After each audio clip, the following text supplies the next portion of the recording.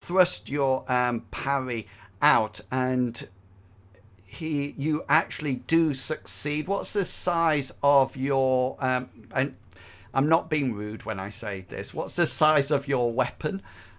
Above average. I And knew. we're in cold water, so no judgment. Yeah. Small. Medium. Yeah. So mine's medium, and he fails. But I'm going to use a luck point for my group luck to actually Reverse it. re-roll it. Do you know, Cyrus, I actually looked. That's the annoying thing. That is the annoying thing. Do you know, game, I just hope now that right. So they've used up one of their points of luck, and here's his second evade roll. Which he I am misses. so thrilled that I burned up one of your group luck points too. Yeah. Neutralize incoming spells. Yeah. So you can use up an action, okay, and then roll your devotion, your exhort. Is it? Exhort, yeah. Yeah. So you can roll your. So you'll lose an action, and then if this comes off, so roll your exhort. Right, so that would, because it's an opposed roll compared to mine. So mine was a 36 success, but yours is a crit, which means that you actually win the roll. Is this folk magic or? This is I'm performing a miracle of my goddess, literally dismissing them from casting a spell, I guess.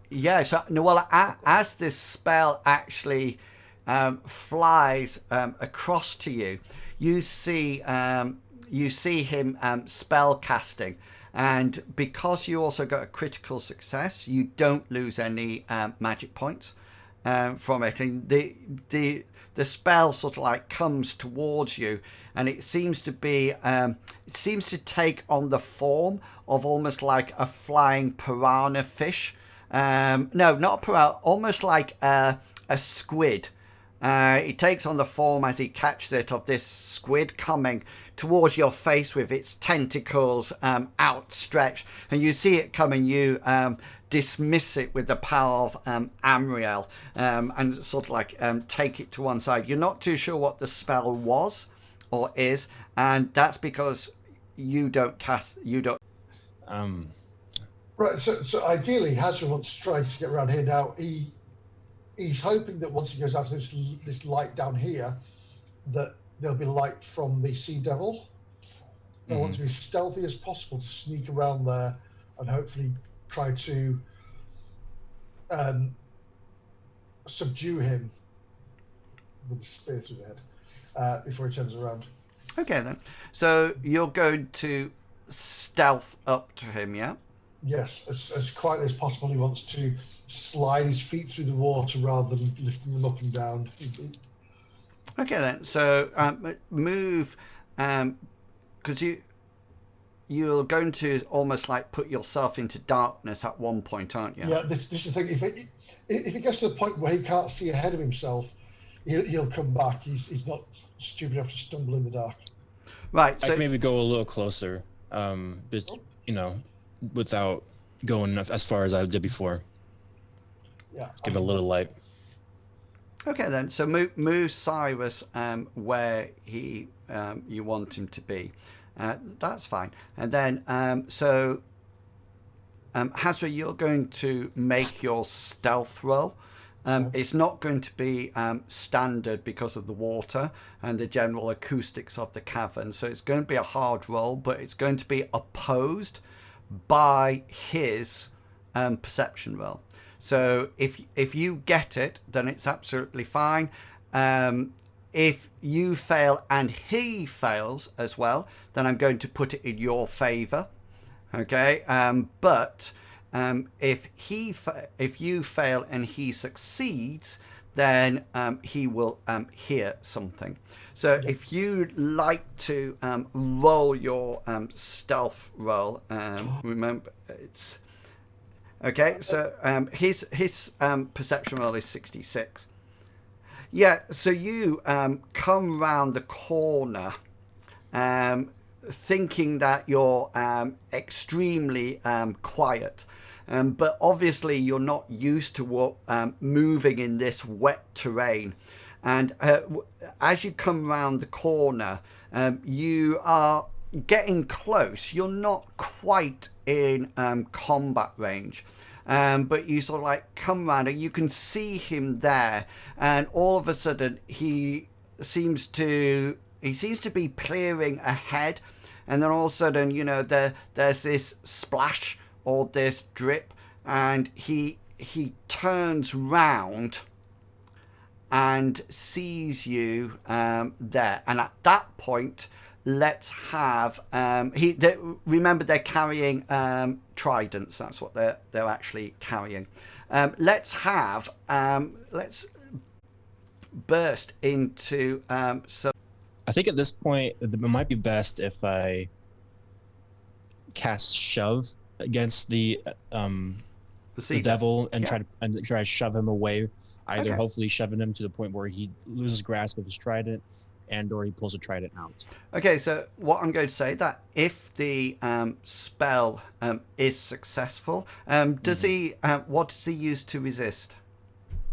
I'm sorry. I probably have to just look it up, actually. Sorry, let me get there.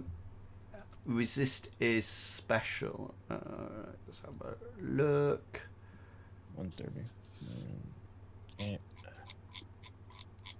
Oh, yeah, I can resist with either endurance or evade. Yeah. Either one. Okay, then. So what I'm going to say is that if the spell goes ahead, he gets pushed, and then I'm going to roll his brawn. Okay. So as long as the spell works, I'm going to roll his brawn. If he manages to keep his brawn and get a brawn roll, then he actually keeps hold of the trident, and it gets pulled out, just like a normal impale. If, however, he fails his brawn roll, then he will be pushed backwards and he will lose grip on it. But the first thing is that he's actually going to use endurance because he doesn't have any action points to use an evade. So he's going to, because evades always take action points no matter what. So he's going to use his endurance to actually do it. So I can resist. So do your spell casting roll first, because if it doesn't come off, I'm going to use a luck point. Okay then, yeah, to roll it again. Oh! The shock of this thing coming out is just throwing Hazra into a bit of a fury. Oh! So he's gonna kind of just 1 foot back and then thrust as hard as he can.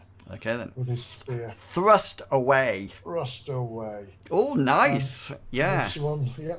So the sea devil will take up an action point to try to parry your blow as it comes into him. He actually gets a fumble. Okay. In the box. So I actually can I just roll his skill improve? I just want to see whether or not 93 didn't even make his skill improve. Okay then, so I am going to say Hazra, you can have a choice of what I'm going to give you options. You can't just have a random choice what happens. Okay, but yeah, so you can have a choice. Okay, so your 2 choices are this. The first one is that as he tries to parry it, he slips in the water, and quite unnaturally for a sea devil, but he made a fumble of it, and he sort of like goes crashing down to the floor. You will have remember, this is a parry opportunity. So he has failed his parry. So you are currently looking at 2 crits because he's failed it, but he fumbled as well. So that gives you 2 specials on it. So you have a choice. You can either put him down so he's prone on the ground, okay, or you can knock him back. He sort of like slips and staggers but stays up, but loses his weapon. Yeah. I'd go for the latter, to be quite honest, because I intend to move forward into the open space if possible. Okay, so he's sort of like, so first of all, let's get your attack sorted, because I need specials, then hit location, then damage. Are they just both standard specials? Yeah. Yeah. They're not a crit. Yeah. Yeah. So I won't do impale if I'm pushing him back, because that would be pointless. I should have thought this before. I'm sorry. I'll speak to you. Just give me a second.